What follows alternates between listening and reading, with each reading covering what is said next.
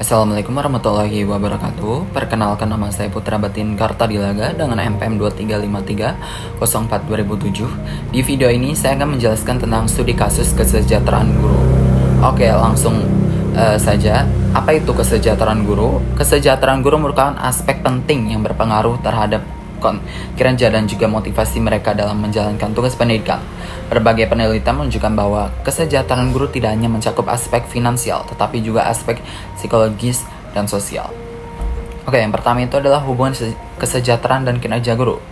Penelitian oleh Ida Ningsih tahun 2019 menemukan bahwa kesejahteraan guru di sekolah menengah atas Persatuan Guru Republik Indonesia di Pekanbaru tergolong sangat baik dengan persentase 82,43%. Kinerja guru berada pada kategori yang sangat baik, yaitu 81,45%. Lalu juga terdapat hubungan positif antara kesejahteraan dan juga kinerja guru sebesar 33,4%, menunjukkan bahwa peningkatan kesejahteraan dapat berkontribusi pada peningkatan kinerja. Lalu selanjutnya itu adalah pengaruh kesejahteraan terhadap motivasi dan semangat kerja. Studi lain menunjukkan bahwa kesejahteraan guru memiliki dampak signifikan terhadap motivasi dan semangat kerja mereka. Contohnya seperti di SD Muhammadiyah PK Kota Barat. Misalnya, setiap peningkatan 1 unit dalam kesejahteraan guru dapat meningkatkan kinerja guru sebesar 0,79%. Penelitian ini menegaskan pentingnya kompensasi yang layak untuk meningkatkan motivasi kerja guru. Lalu selanjutnya itu adalah tingkat kesejahteraan guru. Menurut penelitian kuantitatif korelasional yang melibatkan 50 guru di Riau dan Jawa Barat, menunjukkan bahwa 40% dari responden merasa sejahtera, sementara 48% merasa kurang sejahtera. Meskipun ada hubungan positif antara tingkat kesejahteraan dan semangat kerja, koefisien korelasi yang rendah 0,147% menunjukkan bahwa pengaruhnya masih tergolong kecil. Lalu di sini selanjutnya saya akan menyebutkan faktor-faktor yang mempengaruhi kesejahteraan guru. Jadi ada beberapa faktor yang mempengaruhi kesejahteraan guru, yaitu meliputi kompensasi finansial. Gaji yang memadai sangat penting juga untuk memenuhi kebutuhan dasar. Lalu yang kedua itu adalah lingkungan kerja. Iklim organisasi dan lingkungan dari kepala sekolah berkontribusi pada kesejahteraan mental guru. Lalu yang ketiga itu adalah pengembangan profesional. Kesempatan untuk mengikuti pelatihan dan pengembangan diri dapat meningkatkan motivasi dan kinerja guru. Oke, jadi dengan memahami berbagai faktor yang mempengaruhi kesejahteraan guru, sekolah dapat merancang program yang lebih efektif untuk meningkatkan kualitas pendidikan melalui peningkatan kesejahteraan tenaga pendidik. Oke, sekian dari saya. Materi selanjutnya akan disampaikan oleh rekan saya. Terima kasih.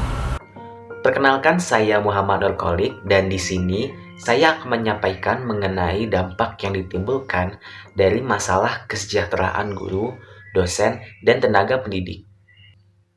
Dampak yang ditimbulkan dari masalah ini sangatlah luas dan beragam.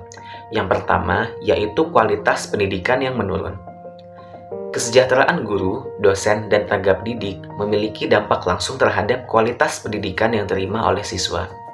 Ketika seorang guru merasa dihargai dan diberi kompensasi yang memadai, mereka cenderung lebih termotivasi untuk memberikan yang terbaik dalam pengajaran mereka. Sebaliknya, jika gaji mereka rendah, fasilitas kerja yang kurang memadai, dan tidak ada dukungan dari profesional yang jelas, guru-guru mungkin akan kehilangan semangat dan dedikasi mereka. Di beberapa negara dengan sistem pendidikan yang unggul, seperti Finlandia dan Singapura, kesejahteraan guru sangatlah dijaga melalui pelatihan profesional yang berkelanjutan, kondisi kerja yang baik, dan kompensasi yang kompetitif. Namun, di banyak daerah lain, terutama di negara berkembang, rendahnya kesejahteraan guru seringkali mengakibatkan turunnya standar pendidikan. Hal ini dapat mempengaruhi hasil belajar siswa, menurunkan tingkat prestasi, dan melemahkan kemampuan generasi muda untuk bersaing di pasar kerja global. Yang kedua adalah krisis tenaga pendidik. Di banyak tempat, terutama di daerah terpencil dan kurang berkembang, kekurangan guru masih menjadi masalah serius.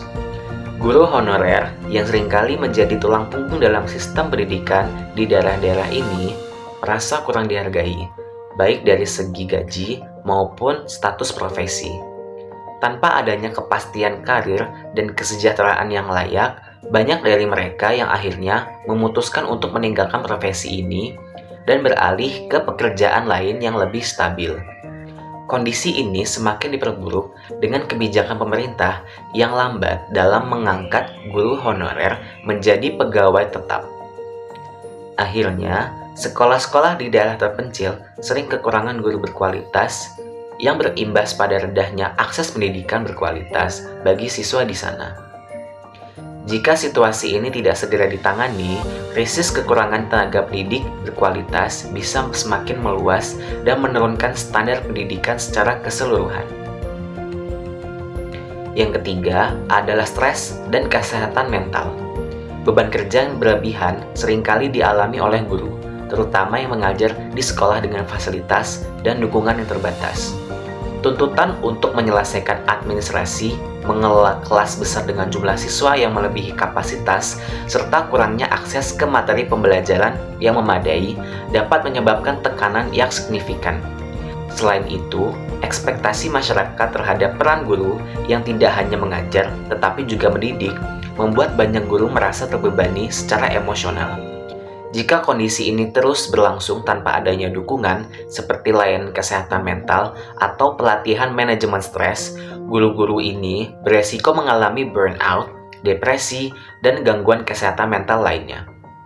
Dalam jangka panjang, hal ini dapat mempengaruhi produktivitas dan kualitas pengajaran mereka, yang pada akhirnya berdampak pada hasil belajar siswa. Stres dan kesehatan mental yang terabaikan juga dapat menyebabkan guru meninggalkan profesi ini lebih awal dari yang seharusnya, yang kembali memperburuk krisis tenaga pendidik. Saya Mas Bekti Luhur Pekerti dan saya akan menyampaikan saran atau rekomendasi yang dapat diterapkan untuk menyelesaikan masalah yang kami pilih.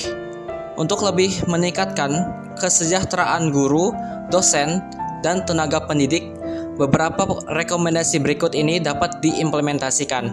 Yang pertama ada peningkatan gaji dan tunjangan.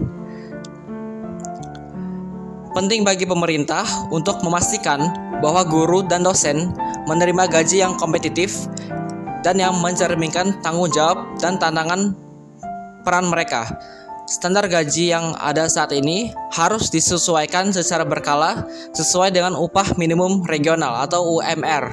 Selain itu, alokasi tambahan untuk kesejahteraan pendidik harus menjadi prioritas yang lebih tinggi dalam anggaran pendidikan nasional, yang tidak hanya mencakup gaji pokok, tapi juga bonus kinerja, tunjangan perumahan, dan program pensiun. Selain tunjangan finansial, jenjang karir yang terstruktur yang menawarkan insentif berdasarkan pengembangan profesional dan senioritas juga dapat memotivasi para pendidik untuk tetap berkomitmen pada profesinya. Yang kedua, reformasi regulasi ketenaga kerjaan. Reformasi regulasi ketenaga kerjaan sangat penting untuk memberikan kepastian hukum bagi seluruh tenaga kependidikan, khususnya dosen tidak tetap dan guru honorer. Banyak dari mereka yang menghadapi status kepegawaian yang tidak menentu dan tidak memiliki perlindungan hukum. Dengan menetapkan pedoman yang lebih jelas mengenai status kepegawaian seperti jalur untuk menjadi pegawai tetap atau pegawai negeri sipil bagi tenaga pendidik tidak tetap, pemerintah dapat membantu menstabilkan pekerjaan mereka dan mengurangi tingkat perputaran tenaga pendidik tidak tetap. Hal ini termasuk merevisi kontrak guru untuk guru honorer, menawarkan perlindungan yang lebih baik, kepatuhan terhadap upah minimum, dan keamanan kerja. Reformasi hukum juga dapat mencakup kondisi kerja dan memastikan bahwa semua guru, terlepas dari statusnya, menerima perlakuan yang adil di bawah hukum, termasuk akses terhadap layanan kesehatan dan tunjangan pensiun. Dan yang ketiga dan terakhir ada pengembangan profesionalisme dan kesejahteraan mental.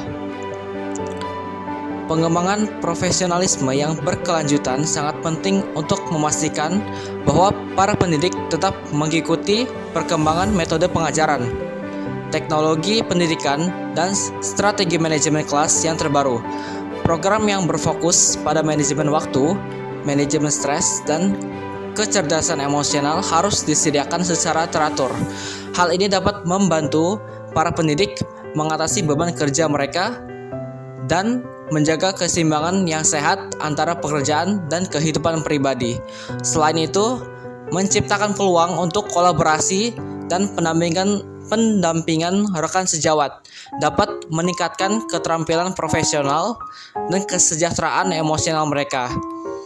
Pemerintah dan lembaga pendidikan harus berinvestasi dalam menciptakan program kesehatan guru yang mencakup dukungan kesehatan mental, pemeriksaan rutin, dan layanan konseling yang dapat diakses. Sekian dari saya, terima kasih.